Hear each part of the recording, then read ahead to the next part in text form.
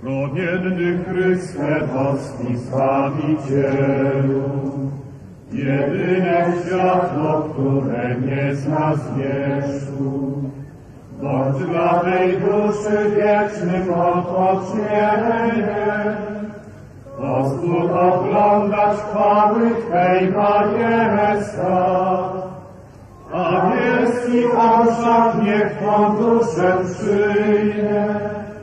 uniesie z ziemi ku wyżynom nieba, a w miejsc zabronych niech ją zaprowadzi,